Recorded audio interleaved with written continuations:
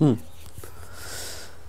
Friend, student mind हमारे YouTube channel में आप लोगों का स्वागत है।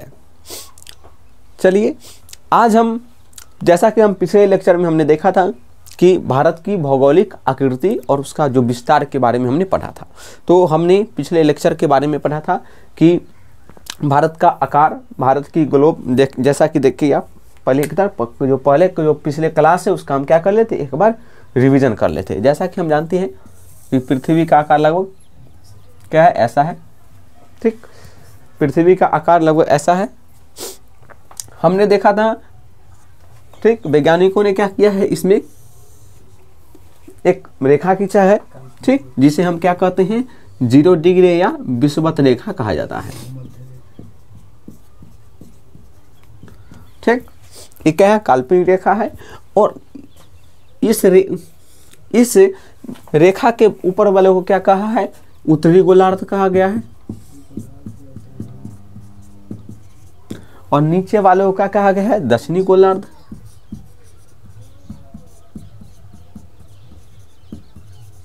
ठीक, तो उत्तरी गोलार्ध और दक्षिणी गोलार्ध कहा गया, ऐसा आप जानते होंगे। ठीक, इधर वाले को पूरब, इधर पश्चिम। ठीक, और इस तरह की क्या है, अक्षांश रेखाएं हैं, जो सब क्या है, काल्पनिक है, अक्षांश रेखाएं हैं। और इसके बारे में आप देशांतर रेखाएं के बारे में भी आप परिचित होंगे, भली बात है।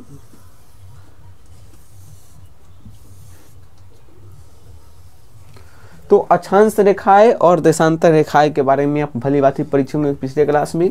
ठीक, और अपने भारत का स्थान कहाँ देखा था कि भारत कहाँ पर अवस्थित है, तो हमने देखा था कि भारत यहाँ पर क्या है, अवस्थित है।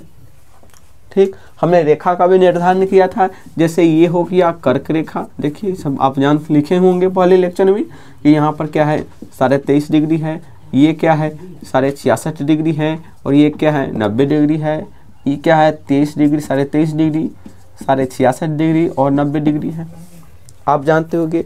तो ये सबसे तो आप परिचित हैं कि विश्व रेखा, अक्षांश, देशांतर, उत्तरी गोलार्ध, दक्षिणी गोलार्ध, ये जो रेखाएं हैं ये सब प्रचलित होंगे। भारत का स्थान यहाँ है, भारत का स्थान उत्तरी गोलार्ध, और इधर क्या है, इस वाले कोने में है।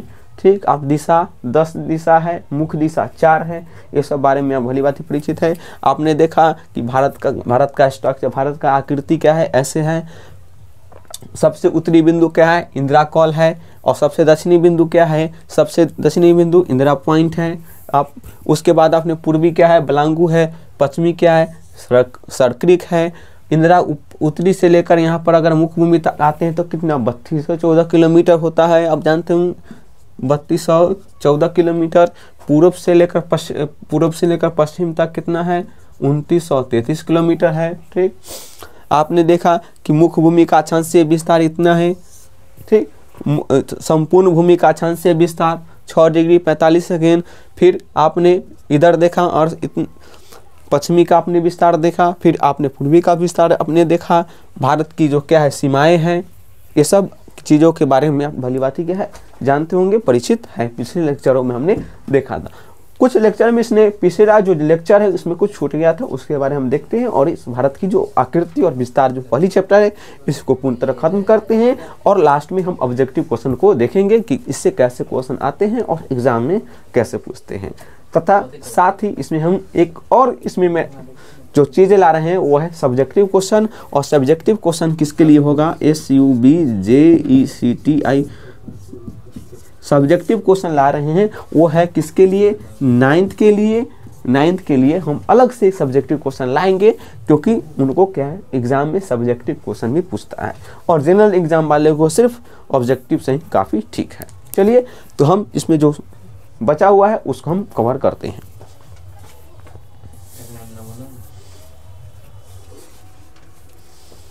ठीक,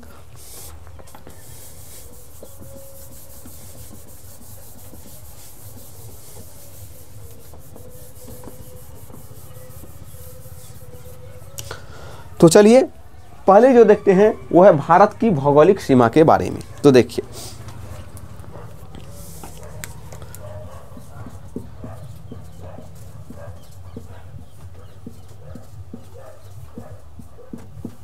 सीमा रेखा या अंतर्राष्ट्रीय सीमा के बारे में हम अंतर्राष्ट्रीय सीमा लिखे ठीक रहेगा।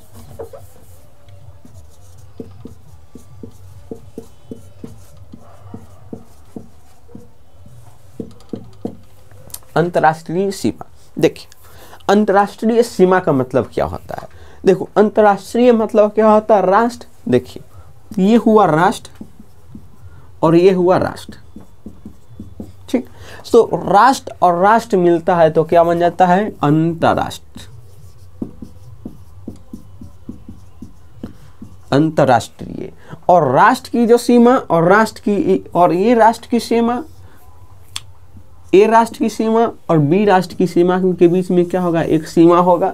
इसी को कहा जाता है क्या, अंतर्राष्ट्रीय सीमा। जैसा कि आप जानते हैं कि देखिए ये क्या है, भारत का ये सीमा है और सीमा के इधर क्या है, पाकिस्तान है, और सीमा के इधर क्या है, इंडिया है। तो हम क्या कहेंगे कि ये क्या है, अंतर्राष्ट्रीय सीमा है। क्लियर, आप समझ गए होंगे कि जैसे देखिए कि आपके घर हुआ, ठीक, आपके घर क्या है, इधर है, और आपके पड़ोसी का घर इधर है, तो सीमा जो हुआ क्या हुआ, ये वाला सीमा हुआ। उसी प्रकार देश का भी सीमा ऐसे ही होता है, इसी को क्या कहा जाता है, अंतर्राष्ट्रीय सीमा। समझ गए होंगे। तो देखिए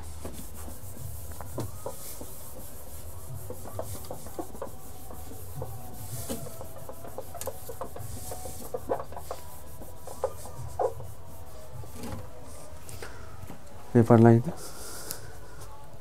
कागज करा है का नहीं, कागज था, ठीक। तो हमने देखिए कि सीमा के बारे में देखे। तो देखिए यह है भारत और यह है पाकिस्तान। तो भारत और पाकिस्तान के बीच में जो सीमाएं खींची गई है उसको हम क्या कहेंगे, उसको कहते हैं रेड क्लिफ रेखा, रेड क्लिफ सीमा। उसको क्या कहते हैं, रेड क्लिफ।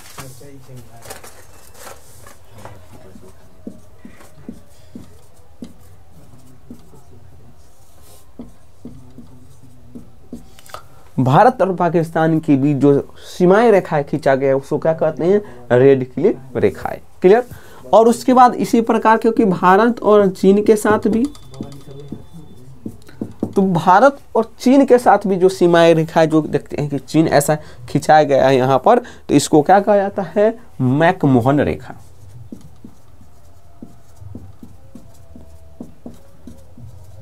ठीक, तो मैकमोहन रेखा। और उसी प्रकार अब पाकिस्तान और अफगानिस्तान के बीच भी जो सीमा रेखाएं खींचा गया उसको क्या कहते हैं, डुरंड रेखा। तो भारत और अफगानिस्तान,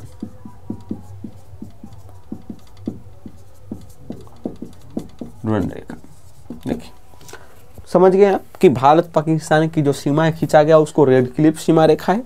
भारत चीन के बीच मैकमोहन और भारत और अफगानिस्तान के बीच डुरंड रेखा। देखिए ये जो डुरंड रेखाएं जो है पहले भारत और अफगानिस्तान के बीच थी, लेकिन अब भारत और अफगानिस्तान के बीच पाकिस्तान और अफगानिस्तान के बीच हो गई। किसके अनुसार हो गई,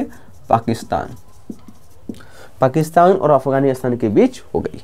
चलिए और देखिए ये जो श्रीलंका है, श्रीलंका की असलीय सीमा नहीं लगती है बल्कि ये जलीय सीमाएं लगती है। बीच में क्या है, समुद्र है, और यहाँ पर इसको क्या कहते हैं, पाक जल संधि। पाक जल संधि, ठीक, या मिन्नार की खाड़ी।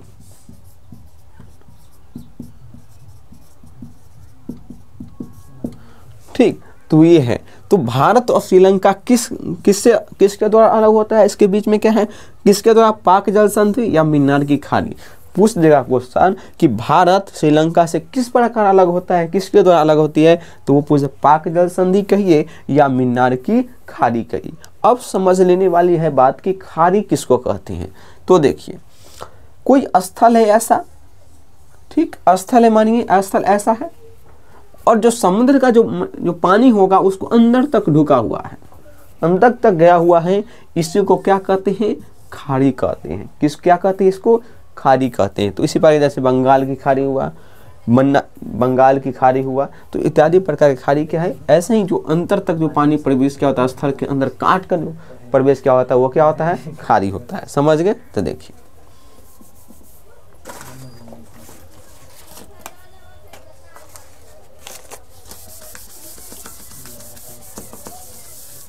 ठीक, तो ये सीमाएं के बारे में हमने देखा कि अंतर्राष्ट्रीय मतलब क्या होता है। तो राष्ट्र राष्ट्र के जो बीच में जो होता है उसको क्या राष्ट्र राष्ट्र मिलकर क्या अंतर्राष्ट्रीय। क्लियर, क्योंकि भारत भी एक कोई भी देश क्या है, एक मतलब राष्ट्र है, नेशन है, और नेशन नेशन के बीच में जो संबंध स्थापित होता है उसको क्या कहते हैं, अंतर्राष्ट्रीय संबंध। उसी प्रकार जो नेशन नेशन के बीच जो सीमा रेखा होती है उसको क्या अंतर्राष्ट्रीय सीमा कहते हैं। जैसे भारत पाकिस्तान के बीच रेड क्लिफ रेखा, ठीक, भारत चीन के बीच क्या है मैकमोहन, और भारत पाकिस्तान और अफगानिस्तान के बीच क्या है ड्वेंड रेखा है। क्लियर, श्रीलंका पाक जल संधि मिन्नार की खाड़ी के द्वारा क्या होती है, अलग होती है। तो इंडिया की बात करें, इंडिया श्रीलंका तो किसके द्वारा, पाक जल संधि के द्वारा क्या होती है, अलग होती है, या मिन्नार की खाड़ी, मिन्नार की खाड़ी के द्वारा क्या होती है, अलग होती है। समझ गए। तो देखिए अब देखिए, अब सीमा रेखा बात करिए। अब सबसे ज्यादा जो सीमाएं लगती है वो बांग्लादेश के साथ। देखिए भारत की सबसे अधिक जो सीमाएं लगती है वो किसके साथ लगती है, बांग्लादेश। देखिए वो इतना सारा क्षेत्र को क्या हुआ है, सीमा इसको सटती है। तो सर्वाधिक जो सीमाएं लगती है किसके साथ लगती है, बांग्लादेश के साथ। तो भारत की जो सर्वाधिक सीमा सटती है किसके साथ सटती है, वो है बांग्लादेश। कितना बहुत सारा क्षेत्र क्या करती है, इसमें टच होती है। इसको क्या सर्वाधिक जो सीमा सटती है वो किसके साथ, बांग्लादेश के साथ। ठीक है,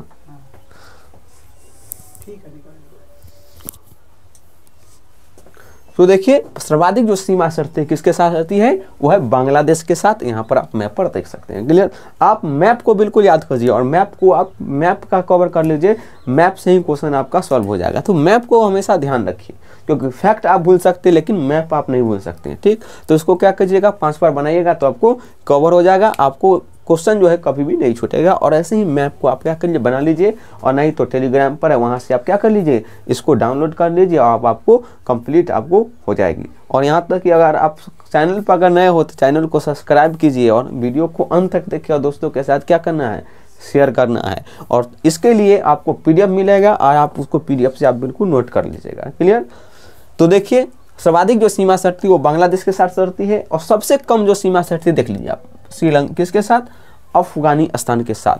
तो सर्वाधिक जो कम सटती है सीमा, कम सीमा जो सटती है वो किसके साथ, अफगानिस्तान के साथ।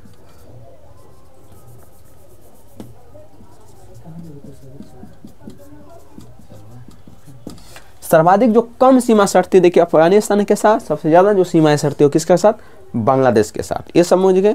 अब देखिए तट रेखा के बारे में बात करते हैं।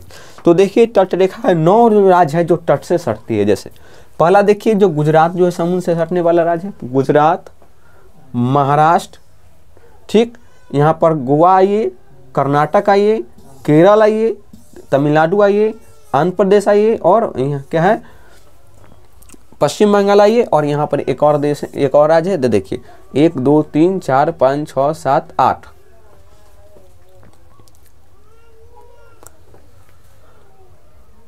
9 राज्य है। गुजरात, महाराष्ट्र 2 3 4 5 6 7 8 9 वो ऐसा राज्य है जो किससे सटती है, समुद्र से सटने वाले राज्य है। कितने, समुद्र से सटने वाले, समुद्र से सटने वाले कितने राज्य है, 9 राज्य। कितने राज्य है, 9 राज्य है। और आप मैप पर क्या कर लीजिएगा, आप देख लीजिएगा उसको, तो कितना राज्य समुद्र से, 9 राज्य। और सबसे ज्यादा जो समुद्र से सटने वाले वो राज्य है वो कौन है, वो है गुजरात। सबसे अधिक देखिए गुजरात सट रही है। देखिए यहाँ से यहाँ तक बहुत सारे क्षेत्र में क्या गुजरात सट रही है। और सबसे, और दूसरा बार बात की है तो वह है आंध्र प्रदेश, MP। तो सर्वाधिक जो समुद्र से सटने वाला जो राज्य है वो क्या है, गुजरात है। और उससे दूसरा नंबर स्थान किसका है, तो आंध्र प्रदेश का। क्लियर, देखिए। और सबसे कम किसका होगा समुद्र से सटने वाला, तो सीधा मतलब है किसका, गोवा का। देखिए गोवा एकदम छोटा सा है तो गोवा ही सटता होगा। ठीक, इसमें मिला लीजिए आप, तो गोवा सबसे कम और सबसे ज्यादा कौन है, गुजरात है। ठीक, तो समुद्र से सटने वाले राज्य में क्या हो जाएगा, इसमें अगर सर्वाधिक की बात करें, जो सर्वाधिक जो सटने वाला राज्य है वो क्या है, गुजरात है। ठीक, और दूसरा नंबर पर क्या है, आंध्र प्रदेश है।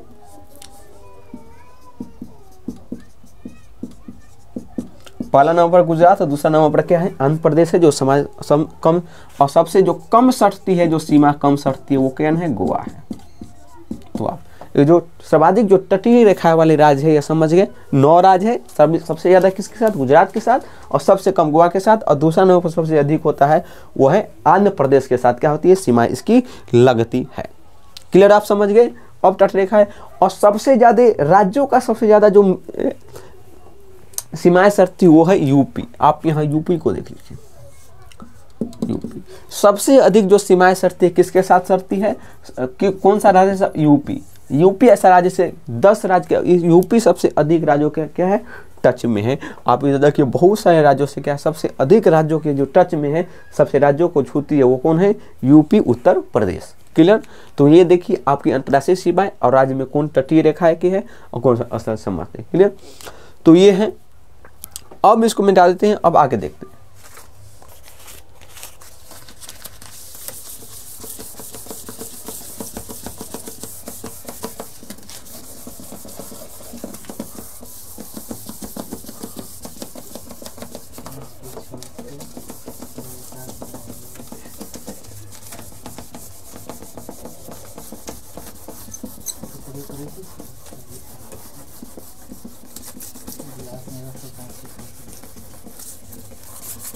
ठीक, तो देखिए जो स्थल से सटने वाले जो देश है उसके बारे में अब जानते हैं। देखिए स्थल से सटने वाले जो देश क्या है, देखिए स्थल से सटने वाले जो देश है, देखिए एक तो पाकिस्तान हुआ, एक अफगानिस्तान 2, उसके बाद देखिए नेपाल 3, भूटान 4, म्यांमार 5 और बांग्लादेश 6 और एक हो गया चीन 7। तो स्थलीय जो सीमाएं से सटने वाले देश है कौन है, कितना है, 7। देखिए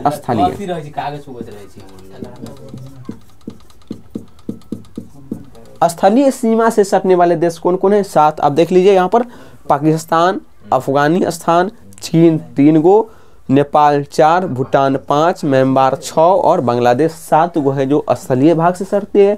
और जल से सटने वाले जो राज्य है वो कौन कौन है, देखिए एक हो गया श्रीलंका और एक यहाँ पर क्या है, मालदीव है। 2 ऐसा जो देश है वो कैसे जलीय भाग से, जलीय जो सीमा बनाती है, जो जल सीमा बनाती है उसको कितना है, 2 है। कौन कौन है, एक मालदीव है, यहाँ पर लिख देते हैं मालदीव,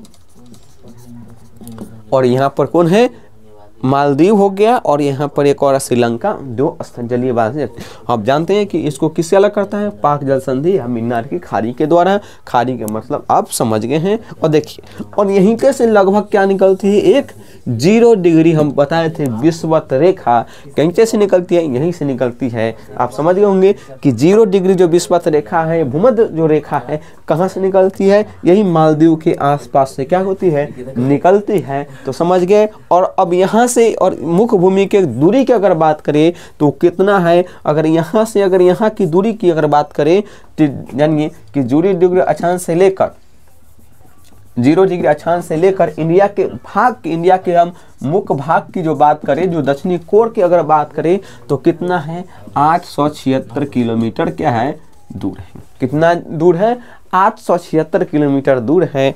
आप जानते हो कि 0 डिग्री यहाँ पर अक्षांश होती है, तो देखिए पृथ्वी है और 0 डिग्री यहाँ पर है, तो हम जानते हैं कि विषुवत रेखा पर क्या होती है, ये जो सूरज है, सन का जो किरण क्या होता है, सीधी पड़ती है। तो यहाँ पर क्या होगा, गर्मी अधिक होगी। तो गर्मी अधिक होगी तो क्या होगा, वर्षा भी अधिक होगा। बारिश अधिक होगी तो बड़े बड़े वन पेड़ पौधे होंगे, और बड़े बड़े पेड़ पौधे होंगे तो यहाँ पर जनसंख्या भी क्या होगा, बड़ा होगा। कैसा क्षेत्र होगा, बहुत सारा उपजाऊ क्षेत्र होंगे, और यहाँ पर क्या होगा, गर्मी का क्षेत्र होगा। और यहाँ पर जिस जनसंख्या अधिक होंगे तो काम भी यहाँ पर होंगे, और अन्य जो सामाजिक जो विविधता जो होती है, विविधता होगी यहाँ पर होगी, बिल्कुल क्या होगी, पनपे की। तो जान गए कि सूरज की किरण यहाँ पड़ती है 0 डिग्री पर, गर्मी होगी, बरसात होगा, पेड़ पौधे होंगे, जनसंख्या होगा, वगैरह वगैरह चीज़ यहाँ पर होगी। तो कितना किलोमीटर दूर है, 876 किलोमीटर दूर है। तो समझ गए। और इसी कारण देखिए कि केरल, जम्मू कश्मीर इत्यादि, केरल और तमिलनाडु इत्यादि में क्या होती है, ज़्यादा गर्मी पड़ती है। क्लियर, बात आप समझ गए। तो देखिए भूमध्य सागर से कितना किलोमीटर दूर है, 876 किलोमीटर क्या है, दूर है। समझ गए। तो देखिए ये समझ गए।